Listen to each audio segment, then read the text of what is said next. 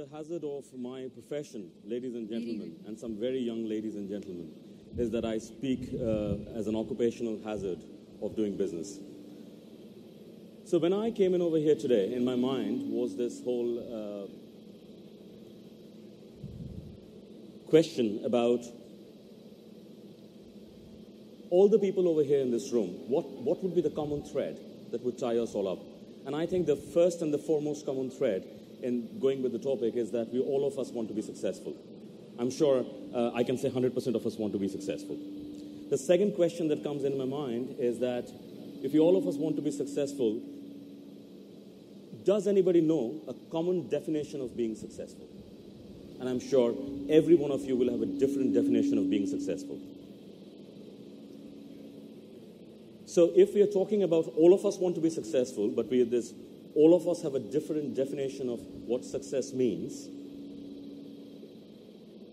Is the feedback too loud? Okay.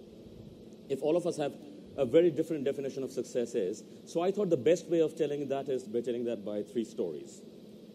The stories, like any stories are, have my artistic embellishment, and therefore they border with my imagination. But the characters are real.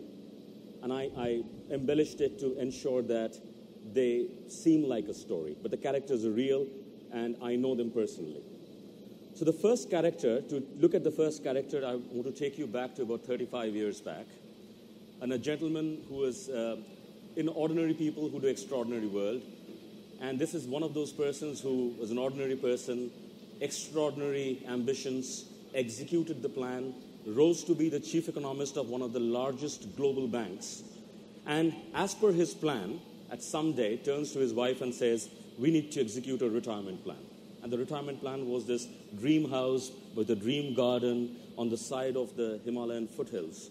And both of them go in over there. And as they're looking for the place and wanting to execute their dream retirement plan, the wife starts getting busy with a few kids. One of this kid used to be the one who used to come home in the morning to deliver milk and bread. And she was inquiring, you are so young, why don't you go to school? And she figured out that she was from a poor family. And of course, to augment the income of the family, she was doing work in the morning. And therefore, her education is at best incomplete.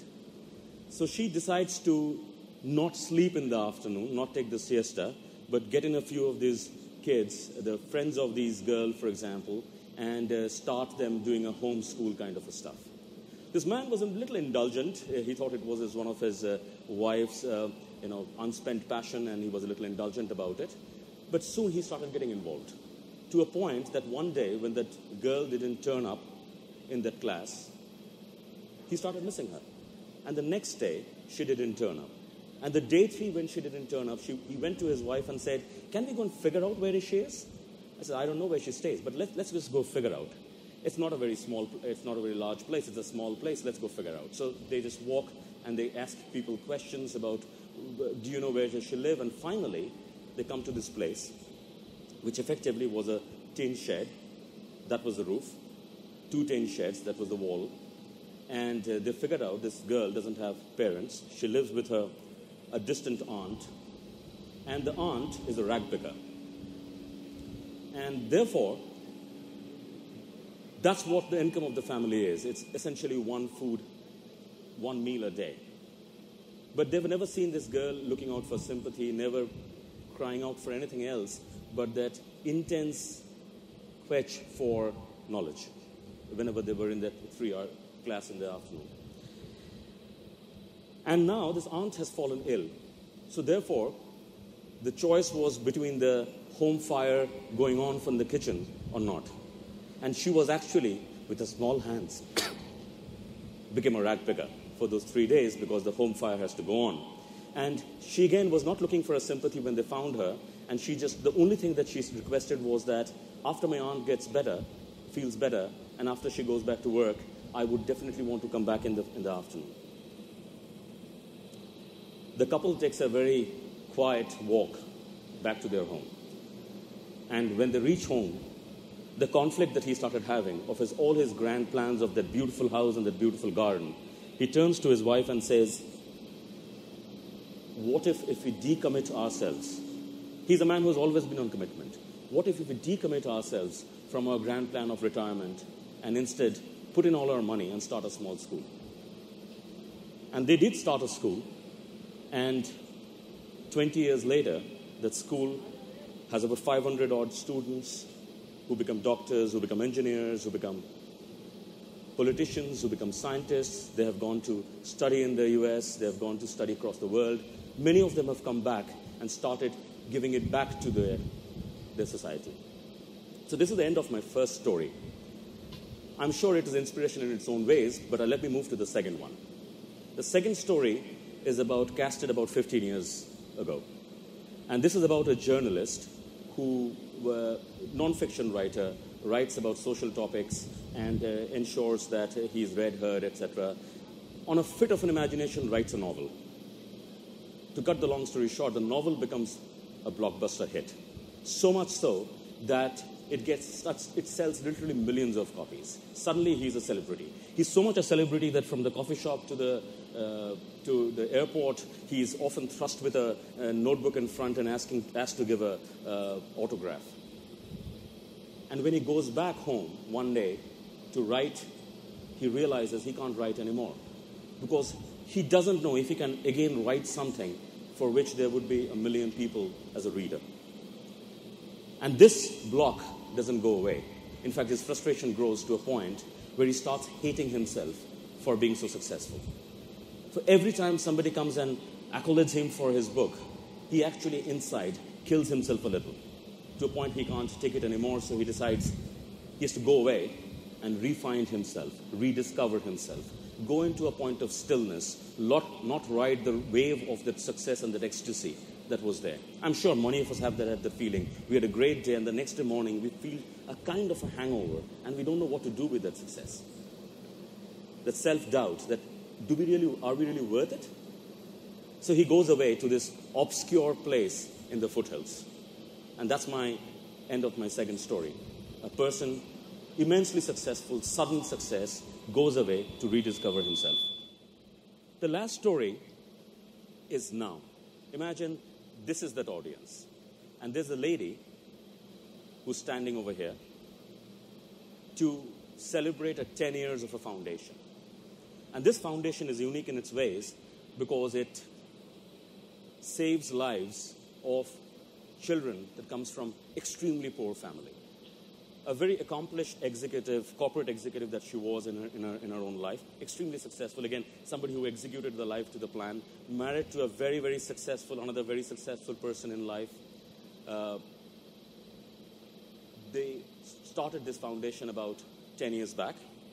And this foundation has since then saved lives of over 500 kids. The modus operandi is, of course, the kids have to come from extremely poor families and who have no hopes. The parents are sort of looking at and counting days for either a miracle or death to take over. And they pick them up, they treat them, they encourage the parents to go through the process that's all funded, and that's what the foundation does. Great work and high involvement from the founders, and the foundation has grown to now include lots of people, friends of friends and their friends, and finally people whom the original founders didn't even know to start with. And this was the 10th year celebration of the foundation and saving the lives of 500 children. The foundation has a motto called Give Life a Chance. And standing on the stage for the first time, she starts telling a story. Possibly the story that only her husband knew. And the story was about 11 years back, when she had left her job, high-paying job, and she started her own firm. And that was the day when she had done the dream deal of a life. She signed up a customer that she has always dreamt to sign off. And they were all celebrating in the office when her office phone rings. And she picks up the phone, and the phone was from the school of her child, her son. And the school said, you need to come in early. You need to come in right now, rush in the school, because your son has fallen unconscious. She rushes into the school, manages to call her husband. He comes into the school. Their friends come into the school. They're influential people. They pick up the kid who was still unconscious, takes them to him to the best hospital. The best doctor starts looking at them, and the doctors come and say, he has a brain tumor in a very advanced stage. They do all the kinds of operations they could do. The best medical treatments happen. But unfortunately, in 3 days, the kid passes away. Her world comes to an end. The deep sorrow makes the world meaningless. In fact, she literally wished every day morning that she wouldn't wake up anymore and she would be dead. She hides herself into the closet. She doesn't come out of her room. And that intense pain was unbearable for her. But however, nature is kind. So nature, after a point of time, puts in the embalms on all kinds of pains, and it's all kinds of happinesses too. So the nature does the embalming, and when she comes out after a few months out of her room and starts slowly socializing, the pain is still there, deep inside, but outside it's the life sort of limping back to the natural stance. She gets and finds a book, and this book is about a couple who decides to retire, goes to the foothills of the mountains, cannot retire, sets up a school, and that school, the wonderful things that the school has done, and how it has permeated hope in lives of people where there was no hope. It has lit light at the end of the tunnels which seem to be endlessly dark. And she turns towards her husband and says, "You know, we did really try, right, to save our child?" He says, "Yes. We did everything that was possible." He says, "Yes, of course. All kinds of technologies we used. But we couldn't keep him." What happens when somebody who couldn't afford this and their child falls ill? What do? Possibly they just wait for either a miracle to happen or death to come in early. That means the basic dignity that if you live, you're loved, was missing. So she says that the saddest part of her life, the saddest day of her life, was the most defining day of her life, and he thanked God for it. Because with that loss of one child, she could now go and do something and save the lives of 500 children. As she ends her speech, everybody had a sort of moist eye because people didn't know this story at all. And with the end of the story, she says, "I'm fortunate that the author whose book I read is actually in the audience. May I request you, sir, to come up and accept my thanks, my heartfelt thanks, not for me, not for just rescuing me, but rescuing through me what I thought was success, but allowing me to become extraordinary. This is what was transformational for an ordinary person to become extraordinary." So as this author stands up, a middle-aged man now, and he slowly starts walking towards the podium, he wonders who has rescued who.